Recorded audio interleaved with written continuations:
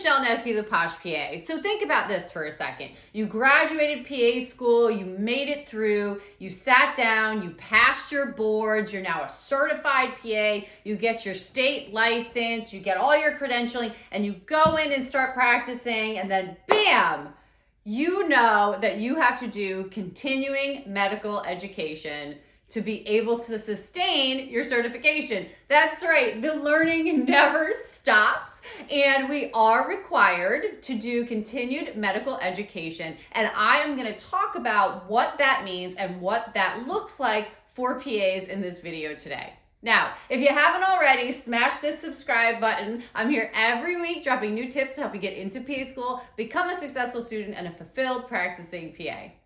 All right, so let's break down continuing medical education for PAs. It is specifically called CME, okay? When you say CME, it's continuing medical education, which is a little bit different as nurse practitioners and nurses do CEUs, which is a little bit different than a CME. So the AAPA, the American Academy of Physician Assistants, has a comprehensive list of CME opportunities for you, or you can simply put it in your browser and Google it, but you want to make sure that if you are doing what we call a Category 1 CME, continuing medical education program that is accepted by the AAPA, okay? So let's talk about continuing medical education for a second.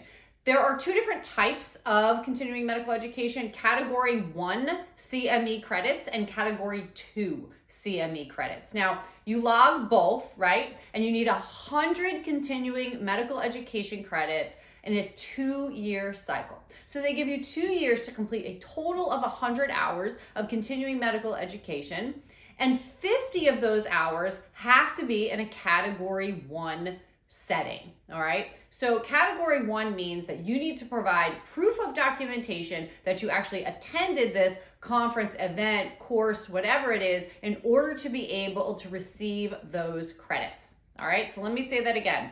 100 continuing medical education hours or credits in a 2-year cycle, all right? So let's say it's 2023 right now, it's a 2023 to a 2025 cycle. So you have 2 years to get all of those hours of continuing medical education.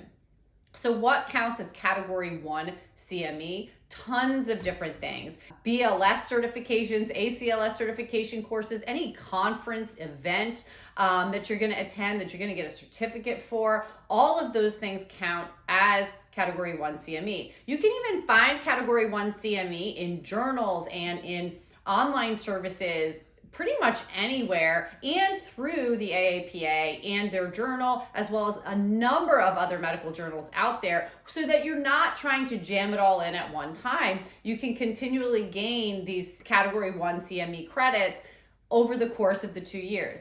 With that being said, anything that you do for Category 1 CME credit, you have to maintain the actual paper, because you have to submit it as proof that you actually did that activity. So you either want to download your certificates and keep them all in one spot, you want to print them out, you want to put them all in one spot, but the NCCPA requires you to log your CME, which you can do through the NCCPA website, and keep a running log of it, and upload the document that goes with it. The AAPA also has a tool like this that you can then move over to NCCPA, so it's really, really easy to do, all right? So any Category 1 CME, you wanna make sure you have that documentation.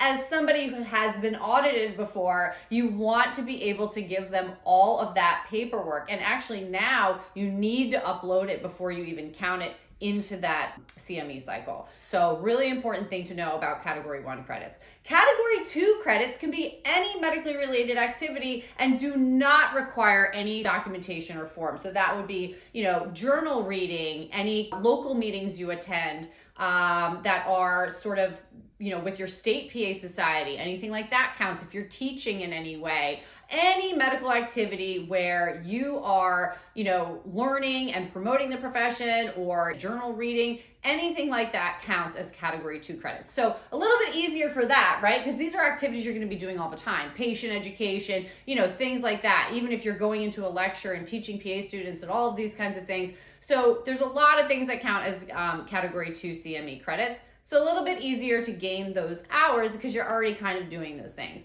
The category 1 credits are just a little bit more time consuming, and you want to make sure that you have the documentation to go along with it. Now they do give you 2 years, so do as I say, not as I do, and kind of try to rush it all in at the end of your certification maintenance cycle. All right, so this is required to maintain your NCCPA certification.